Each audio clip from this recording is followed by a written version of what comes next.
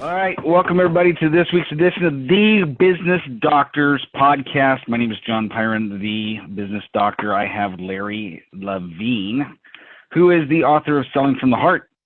Larry, say hello. John, what's going on? Glad to be here. Hey, I'm glad you're here, man. So I wanted to bring you on, man, because selling is the number one skill needed in business.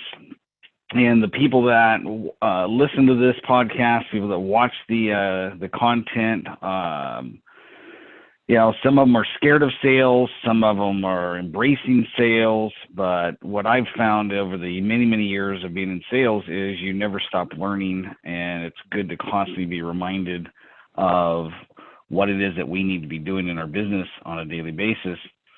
The thing that really intrigues me is the title of your book, is Selling from the Heart. So kind of give us maybe a quick rundown of where you came up with that idea, why it's important, etc.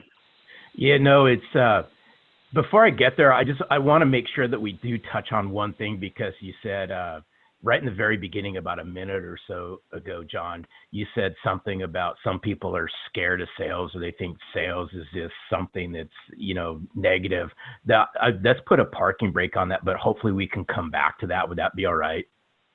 You bet. So, the whole concept around selling from the heart was it was a manifestation of the world that I grew up in. So I spent 28 and a half years, John, in one sales channel. So I grew up in the office technology channel. And I learned along the way the school of hard knocks. So I was on more dysfunctional sales teams and functional sales teams, more dysfunctional managers than functional managers. And what was really interesting is I picked up on something a long time ago that I took to heart. And I saw that a lot of people in sales weren't doing this. Is I went right to my customers and I started to ask my customers and prospects, what do they want from a salesperson? What do they crave? What are they missing? What do they like? What do they don't like? Yeah. And I did something uniquely different. I just did the complete polar opposite. But along the way, I learned a lot of things, right? A lot of scabby knees and black eyes, right, so to speak. Yeah. But we all have those aha moments, because in the world that I was trained in, it was so product centric. It was so scripted heavy. It was canned scripts. It was, this is all about our company, how great we are and all that I lost the identity to who I was.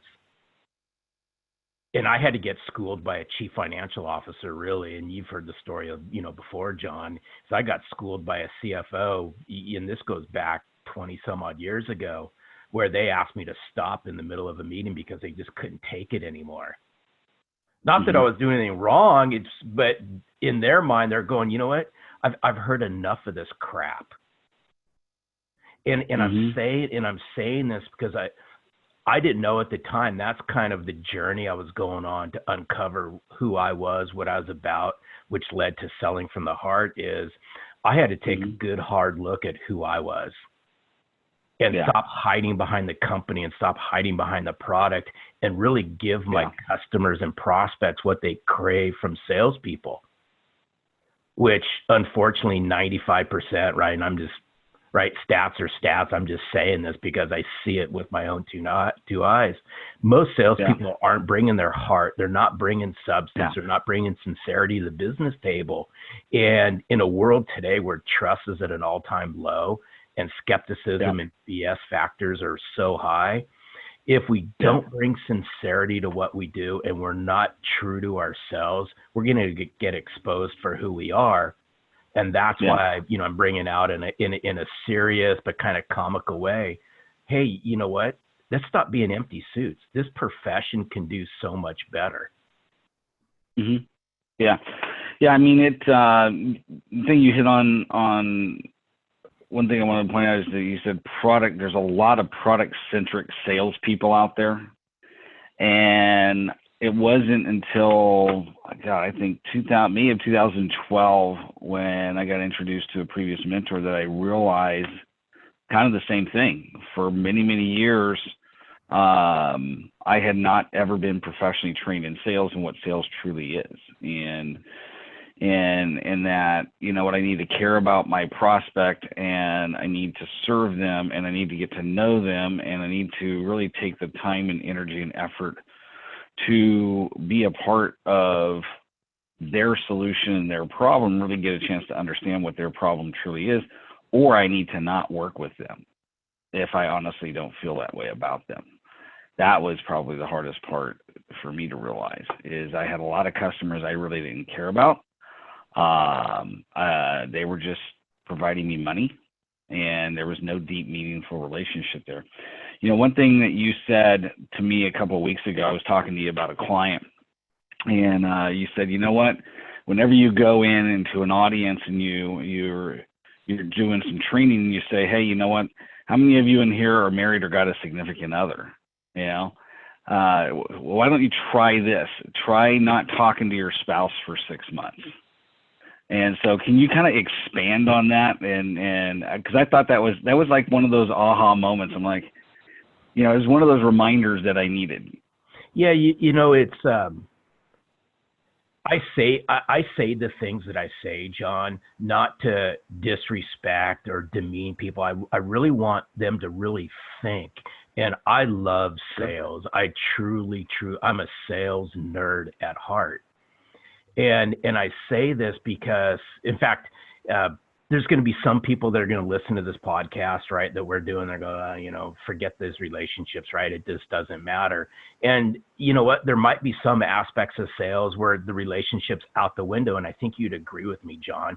It all depends. Mm-hmm. But if deep, meaningful relationships matter, then in my mind and in the world that I grew up in, it's not their responsibility. When I say their responsibility, the customer or the prospect, it's our responsibility, and it's a mindset shift. And I say this, you know, to go back to what you just alluded to, is when we were talking, I said, you know, just imagine, right, whether you're in a long-standing marriage, you're dating somebody, you have a significant other, even look at this, how you deal with your family in general. If you fail to nurture and grow those relationships in that family kinship that we all have, if you don't see your wife or your significant other or your husband, right, and you live in the same house and you don't communicate with them, what tends to happen over time? It's inevitable what's going to happen. The relationship falls apart. And if that relationship means something to you, then you got to work on it, or you go to counseling, or you do all this. So how does this really translate to sales? It's no different. Ask any business owner, small, medium, or large, or enterprise large executives. Do your customers matter? Of course, everybody's going to say, yes, it matters. Because without any customers, you don't have a business. Then, okay, what's your relationship metrics, right? What are you doing to build, nurture, and foster and grow those relationships? Because if you don't do anything in a proactive way that goes above and beyond, that gives them a reason to go, you know what? Yeah, I feel good when I write that check every month, or when that invoice comes in. I can't wait to pay it. Then what, right?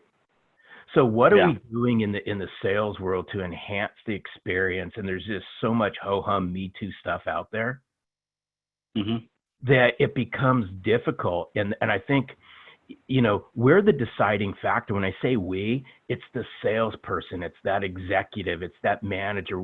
Quite frankly, everybody in that company is the deciding factor. But if we're delivering ho-hum experiences, Me Too experiences, then in my mind, and just how my mind works, then why should that company continue month over month, quarter over quarter, year over year, turn their corporate dollars over to you if you're doing nothing to proactively enhance that relationship? Yeah, no, I agree. It's funny is most people don't think in terms of that. And the first of the month, every time the first of the month comes around, there's something psychological that happens in my brain. It's like I look back over my clients that I have, because most of my clients are on some sort of reoccurring thing, and I have to ask myself, if the tables were turned, would I write that check, right? Would I pay me? Would I be excited about going one more month? And it's just become such a habit over the years, because I don't like to leave things up for chance with my clients. It's like, if the relationship is not working, then it's not working. So what can you say? Let's just say,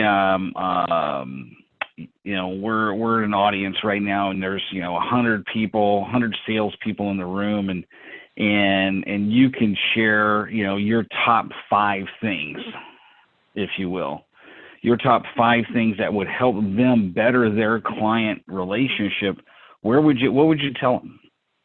I think first and foremost, they got to take their glasses off, right? And I'm saying this as a figure of speech, right? They have to look at things from the other side. They got to look at things through that customer's point of view, as opposed to the sales point of view. I talk about it a lot, as there's so much misalignment that I think's happening, and I see it, is the relationship that we think we have may not be the relationship that actually is. Mm-hmm. So I think first and foremost is we got to take our sales hat or our sales glasses off, and we got to flip it around, and we got to put the customer's glasses on and the customer's hat on first.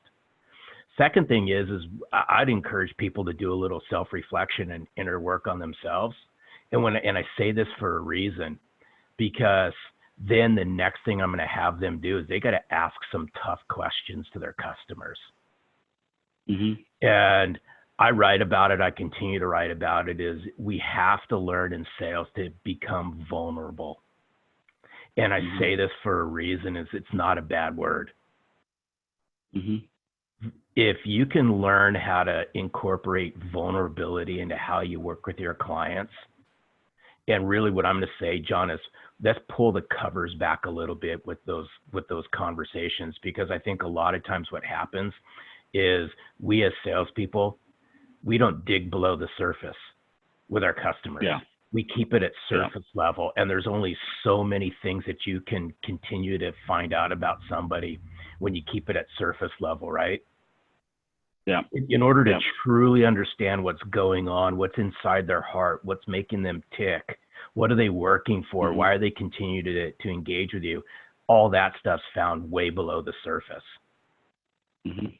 So, it's self-reflect, it's putting the glasses on of them, it's getting vulnerable, it's asking tough questions, asking your clients questions such as, can you share with me how I've helped you do better business over the last 3 to 4 months? What words would you use to describe the level of support I've been providing with you? And by the way,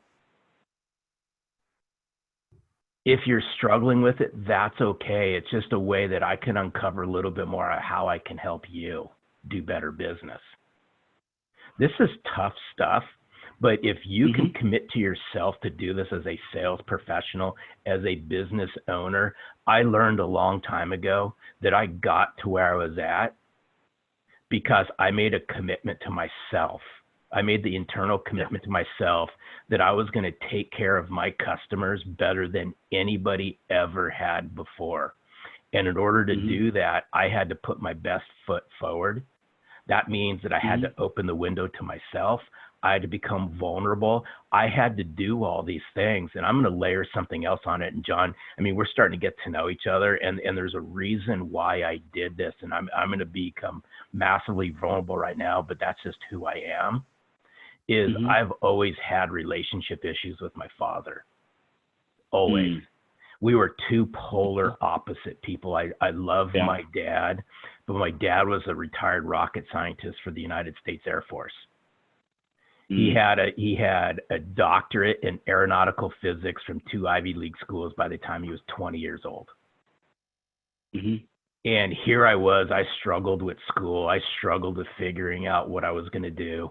And we were two polar opposites the whole time. Plus my dad traveled a lot. So I've really never had that bond with my dad that other people do. So I always had to feel like, I always felt like I was letting my dad down because I got into sales. And what Yeah. happened is over time, I slowly realized that the relationship with my customers is the relationship that I wish I had with my dad. And I'm sharing this because, yeah, might be a little touchy feely for some people, but I'm sharing this because what I craved from my dad, I sought out in my customers. And I spoiled them rotten. I poured my heart into it because it made me felt good. It was validation that, you know what I was doing in sales matters. And I share this, not that, I firmly believe that we all have certain issues and demons that we deal with.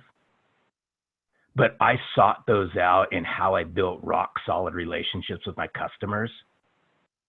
And I took it to the nth degree. And I'm not saying that everybody has to go overboard like I did. But if you look at it, is your customers are craving somebody who has their best interest at heart. Your customers are craving somebody who generally gives a rip, who cares, who will love them for who they are. It's a whole mindset thing, and it's the mental gymnastics, and it's the society, and it's the culture, and it's the environment you all are raised in that prevents you from doing that. Sorry, I went off on a tangent, but it's one of those things I had to throw out there for your listeners so they really understand and get where I'm coming from. Yeah, I mean, it's you pointed out something really, really good, and that is vulnerability is key. And it's like I teach my own customers, this one thing is like, never assume where you're at with a client. And I do it by modeling it to them as at the end of every call that I have with the client, I'll say, hey, before I go, I want to check in on a couple of things. Number one, if you were in a position to refer me to a friend or colleague, would you refer me? And the answer is either going to be yes or no, or they'll hesitate. Most of the time, like majority of the time, it's a yes. And then the next question is even just as hard. So let's just say you were sitting there talking to that person about me. What would you actually say about me?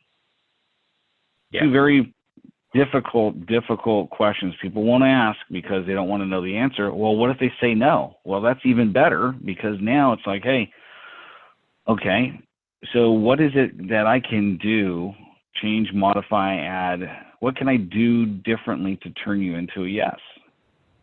I mean, people don't ask, and so they don't receive the knowledge that they really, really need. And if you truly are genuine, it's like you've said, it's like if you're truly genuine about serving your customer, those questions are very important because they're going to give you the feedback that you need in order to, grow and become better. Because quite frankly, the way I look at it is this way, it's like, if my customer won't refer me, then I want to know why.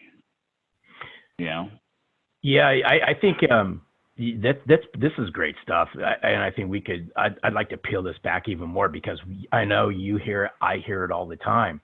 I think there's a world of difference between service in sales and servant in sales. Yeah. Two totally different meanings. Mm-hmm. And I think when you can come from that servant's point of view, everybody talks about it, but until you really understand what it means to serve, it's hard to comprehend, because in the sales world, we've been brought up with the word service. We provide great customer service. I'm here to be of service to you. We have outstanding levels of service. We go above and beyond with our service. To me, service is excellent customer service. Yeah, and I'm not here to dog it. I'm just here to get people to truly think about what it means. So in the world that I came out of, in the office technology world, when we say service, it's reactionary usually, right? Somebody has an invoicing question, so you answer it. That's being reactionary, right? You're reacting to a situation. Somebody, ran out of something for a piece of technology in their company. You react to it. There's an issue. There's a challenge. You react to it. Not to say of course we have to do some of these things as part of what we do, but imagine if we took a different stance. What can I do to be of servitude towards you, right? What can I do to help? Hmm. Amazing. Yeah, I think if taking that offensive approach versus defensive approach. Yeah, no, I agree. If we would just take the time to go, and one of the things I like to do is like, okay, I've sold this customer this product, this service, and the best question is, okay, now what? Now what? Well, if I don't have a conversation with them, if I don't get to know them, I can never answer that question, because we do a great job as salespeople on the front end selling our own product or service and uncovering a client's needs and getting to know them, and then we make the sale. And I don't think most salespeople don't understand. It's like the easiest person to sell is a client that's already sold. And the thing is being a true servant is really understanding, okay, what other problems or challenges does that client have? If you're selling to business to business, then the problems are endless. They're always going to have problems for the rest of their entire business career.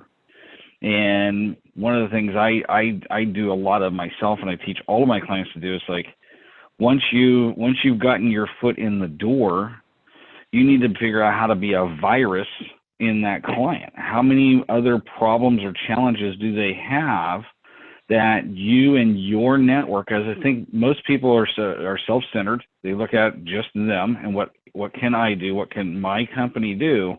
But when you think about, okay, what can my network do for my customer? And how can I get my network? Because if they like you, they're probably going to like people in your network. How can I get my network into this customer? And as a result, truly service and be a servant to that customer. The thing is, you'll never lose the customer that way. No, you bring up a fantastic point, but it's challenging, right? So let's just stop and think about that one for a second, John. This is challenging to the sales world, to sales leaders, to executives, trickle all the way down onto the sales floor, is if we're open and honest with ourselves, how many in sales are really going to want to talk to somebody if they can't directly solve that particular problem? Because they're going to go, there's nothing really in it for me. Well, if they and there's some truth to that.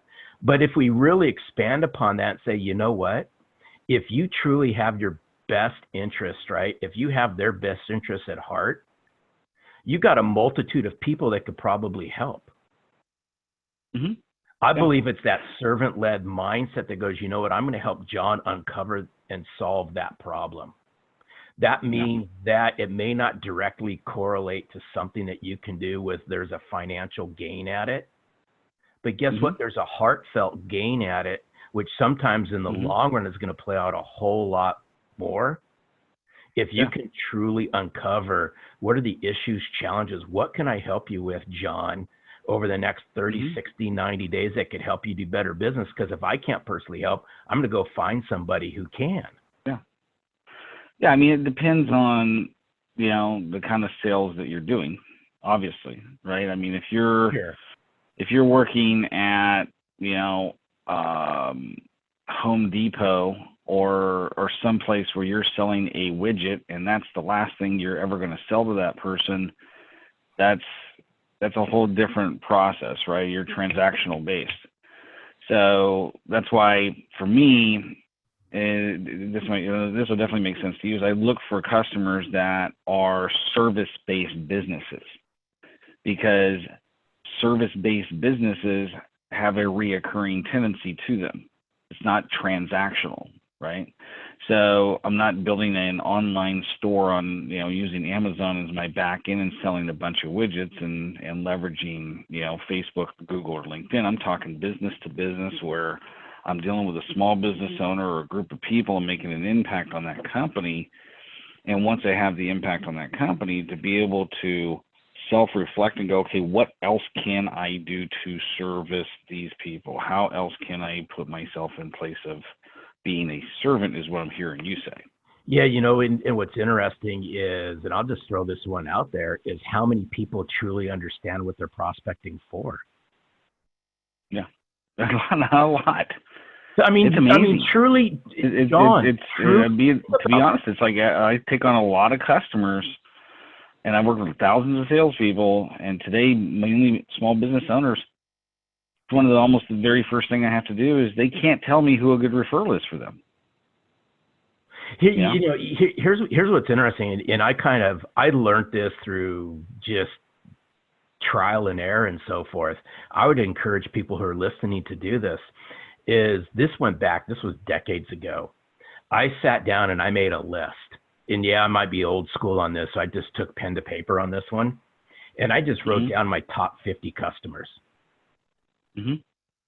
Didn't really matter, like 1 to 50. It was just like, okay, here it is, 1 to 50, just throw my customers in there. Yeah. Then I took it one step farther as I said, okay, now once I had my list, what vertical do they fall into? Mm-hmm. And so I found some common themes behind my top 50 customers. Yeah. And, so a lot of it was not for profit because I was community minded. Mm-hmm. Educational because my wife was an ex-school teacher. Another one was municipalities because I had friends in the municipality world, so I understood that world. Fourth was big corporate business because I geek out on business speak. And, Sure. and I'm sharing this because now once I knew that those were where the top 50 fell into, when I was out prospecting, I'm going, you know what, I'm going to go find companies that are just like these because we had something in common to engage and talk about. Next thing is if I peeled it back even more, I started understanding the power of networks. They all run around in the same circles and they all know each other. It made it that much more easier to engage in conversation. And I think you'll all agree there's different ways to prospect, right? But when we start taking a look at understanding what are we prospecting for, it's to engage in a conversation to see if we can help somebody do better business. Just think about if we understood who are our current customers, what buckets do they fall into? And now when I'm out prospecting, can I go out and find like-minded companies just like that, that I can go out and help? Yeah, most people hang out with people that are just like them. And so kind of before we get too far off, you had mentioned 5 things. Take glasses off is number 1. Self-reflection, number 2. What's number 3? Learn to become vulnerable.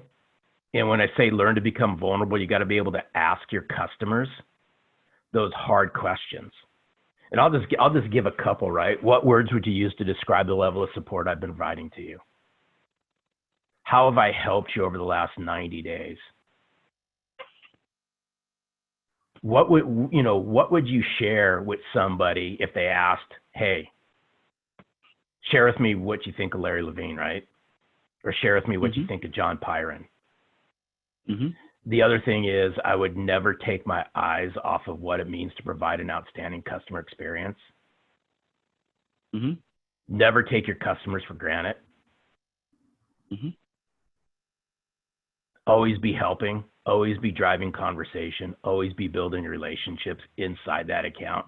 Get to know people. Number 4 would be never take your eyes off your customer. How many do that?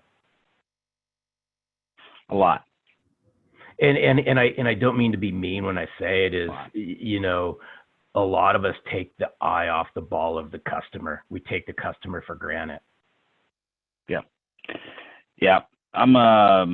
I have been guilty of that for all throughout my 29-year career.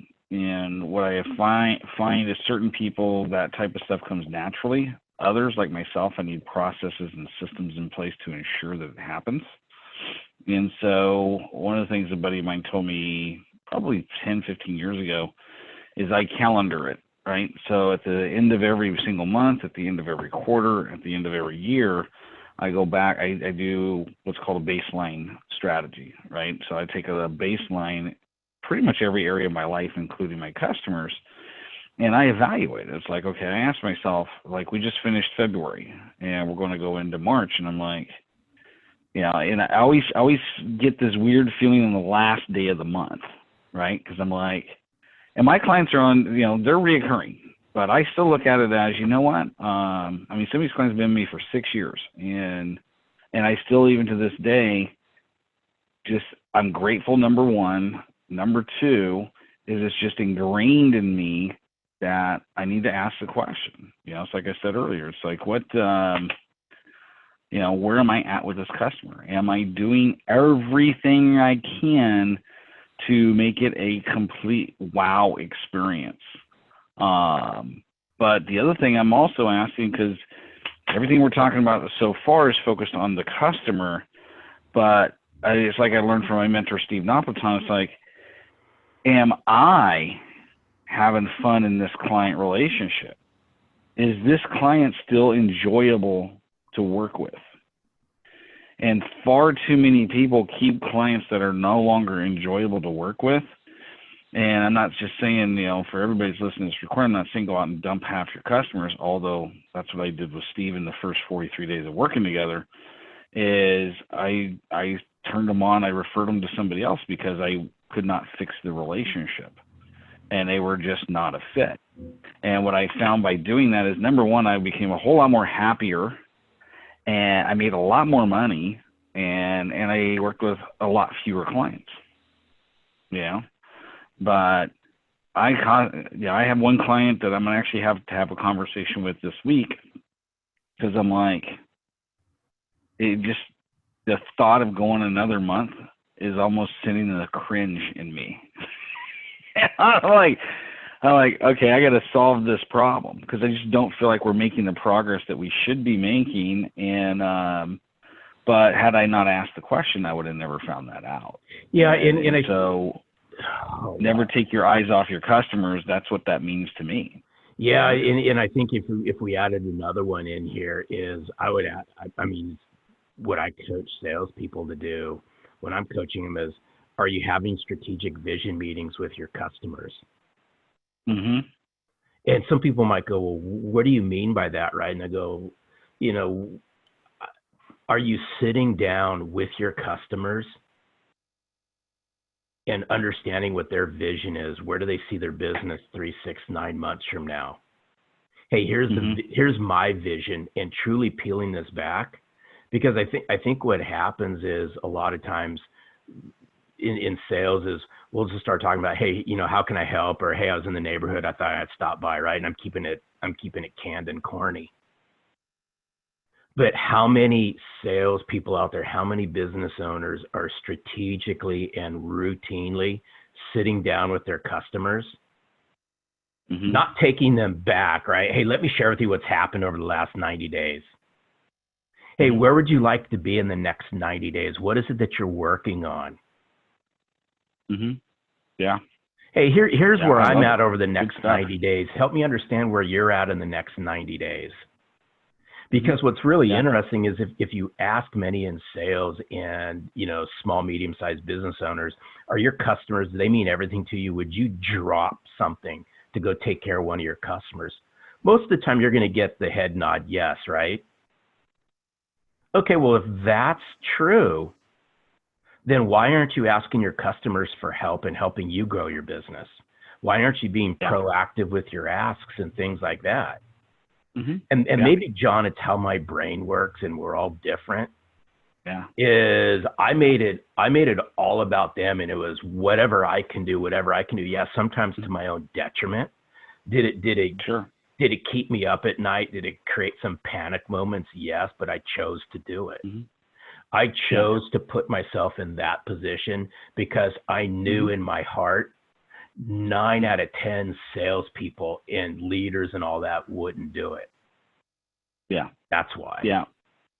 No, I love it, man, because it creates a true relationship, right? So it's like when I sit down and I get ready to take on any new client, I tell them flat out, number one, I got to like you. You got to like me. Number two, I got to honestly believe I can help you. And you got to honestly believe I can help you and want me to help you.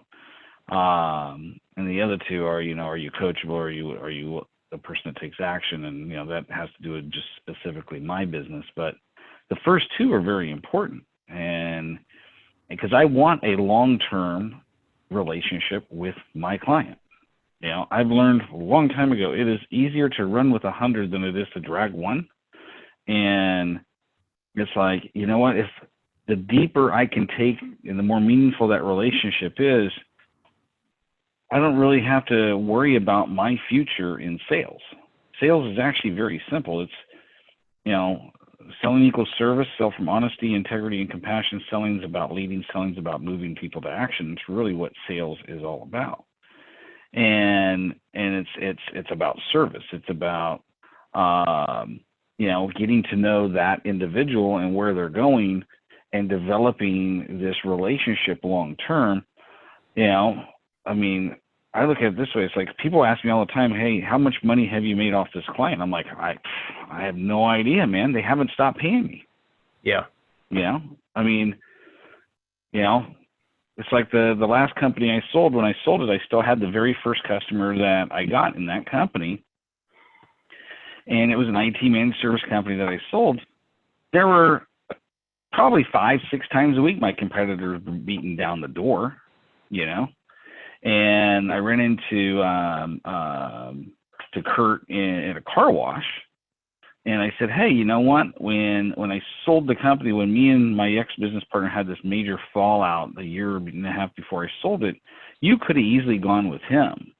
You could have easily, when I decided to sell, you could have easily left. What made you choose to stay? And he said, well, I knew this. If I had any problem in my business, I could call you, and chances are somebody who will fix the problem, even if you can't. And that was huge. That was huge. It was like everything you're talking about here, it took years for I'm embarrassed to say this, but it took probably 15 years for me to become vulnerable as a salesperson and to become a servant as a salesperson before I started reaping the benefits. Because I could sell. I did many multi-million-dollar businesses from scratch, but it wasn't until I really understood what Ziglar said, which is you can have everything out of life you want if you'll just help somebody else, enough other people get what they want. I didn't really understand what that meant until I started developing really close, tight-knit relationships with customers. But the one thing I want to peel back what you said a minute ago and maybe expand on it is I can reach out, you can reach out to any client right now and go, hey, it's March, or pick the month, pick the year, pick the economy, whatever. I need to add one new customer this month. I want to do it by the 17th. Can you help me find somebody? And I have, you have a close enough relationships. I have close enough relationship with my clients. They'll help. I got no issues in asking because I've made so much deposit into the relationship. Yeah. There's enough on deposit to make a withdrawal. Yeah. Oh, wow. But I have to say this because you teed me up for this one, John. You probably didn't even know it. It just even goes back even farther. Yeah. Is if you fail to invest, you'll never be able to collect. And let's just think about that, right, for a second. And I think there's various degrees of relationship building inside of accounts, right? It just depends. And I'll just, we can do low end B2C, right? Like the relationship I have with the cleaners. Well, I've been going to the same cleaners for God knows almost 30 years now. Is totally different than, other places that I visit. It's because of those relationships. Now this add in business, right? Complex B2B and all this is if you fail to invest, nurture and grow relationships, you'll never be able to collect off of them. You're always going to be replacing customers. And I challenge people to think about this. Are you babysitting your customers until somebody else comes along? Or are you doing I love that. or are you doing something else? Now, Grant, I say this because I've witnessed it. I've seen it. I've seen it with my own two eyes in all the decades in dysfunctional sales teams is, hey, I own this customer, right? lock, stock, and barrel, and I just laugh my backside off when they go somewhere else. You've done nothing to invest in the relationship. You've taken advantage of the relationship. You're just babysitting it. You just don't know it, because there's going to be somebody who brings their heart to the forefront, who's sincere, who's got business substance, who's there, who understands them and what makes them tick. They're going to go, I just found my knight or my queen in shining armor, right? Yeah. And guess what? They leave you, and then you get all pissed off. Yeah. Yeah. Yeah. Are you babysitting your client? Listen to this, everybody. Are you babysitting your customer client until someone else comes and picks them up or takes them? I love that. And it's such a, it reminds me of a client I have right now, and I think I've talked to you about this before. It's like, I went in and did a big leadership thing for them, and then he asked me to take over his sales team of 6. And after working with him now for 5 months, I'm thoroughly convinced that 2 of them, there's just no way I can work with them. Okay, they're just not. They're not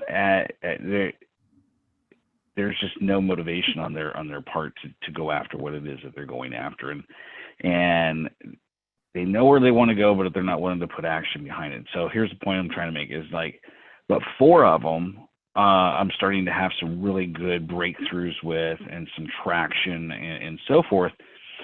But I mentioned to my customer last week, because we're just month to month.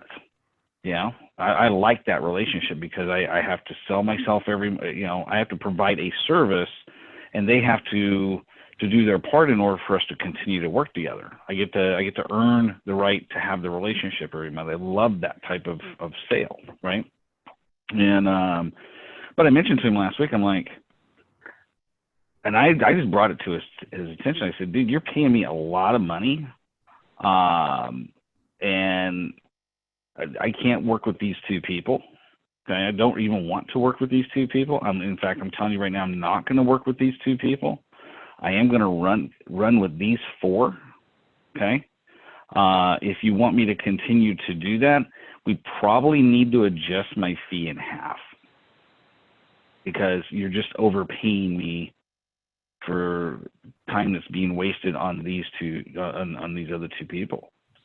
And he said, you know what, I'd really appreciate that. And yeah, let's talk about that next week. So we're going to talk about it tomorrow morning. But I just looked at it and I'm like, unless I can see adding more value somewhere else in your business, I'm not sold on this anymore. Just not, And I would rather be honest about it and say, hey, you know what? It would be so much easier for me to go in there and just say, hey, it's been going great. I'll take my check, right? Yeah. It would be so easy to do that. But I know, I'm a business owner. I'm like, unless there's something else for you that you need me to do within your organization, okay? My job is not as complicated as it was when we first started working together. It's a lot more easier now. And now we really are in a position to make some headway and some traction with these 4 people. But until we can recruit some more people on the team that I can work with, this is what I would recommend. And the reason, and I'm going to land the plane here in a minute. It's like, are you babysitting your client until someone else comes and takes them? See, if I continue in that relationship and continue to collect the money I've been collecting, all I'm doing is babysitting a situation that's going to blow up at some point. At some point, he's going to look at it and go, I'm not getting the value here, and he's going to call the mom and dad to come pick up, the kids.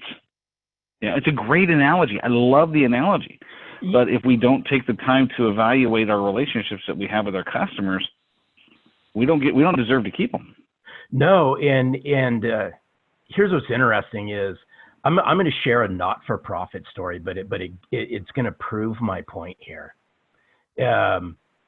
Complete polar opposite of what we're speaking about, but you're going to understand where I'm going with this. And I'll keep this short and right to the point is I firmly believe in my heart that business owners, leaders, and salespeople do a wonderful job of training their customers. Yeah. Now, I want us to think about that for a second. So I'm heavily involved. I'm massively involved in the community that I live in. I'm an active Kiwanis member. It's near and dear to my heart. I love giving to my Kiwanis group and my city. Our largest fundraiser every year happens to be a Brew Fest. It's where we raise a boatload of money, and then that's what funds our scholarships. That's what funds some of the committee work we do and so forth. Well, when this event, I took over this event 5 years ago, and I started chairing it. The first thing I looked at is how we were training our customers, the people who are buying tickets. We were devaluing the ticket price because of the experience that they were getting and thinking that this is all it was. I said, no. First thing we're going to do is we're going to double the ticket price. And we're going to enhance the experience, and we're going to provide value, and we're going to treat our customers like they're those most important people out there the whole entire time until the next Brew Fest. And, ticket prices have gone from extremely low to massively high, and we're not losing any customers. That's awesome. And I'm sharing this because we do a wonderful job in sales of training our customers of what to expect.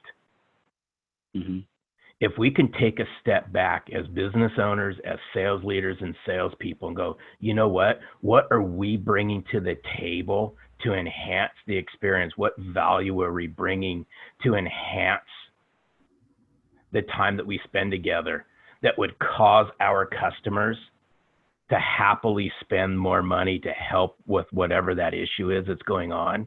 What are we continually doing? If we're not doing anything, then expect what you get. And I challenge people to think about that, because there's a lot of handsomely paid salespeople and business owners that are happily collecting checks from their customers and not giving them anything in return outside of whatever their bare minimum acceptable is. And to me, selling from the heart, leading from the heart, and caring means that as a human being to another human being, you're going to do what's in the best interest of their company to always nurture and grow that relationship.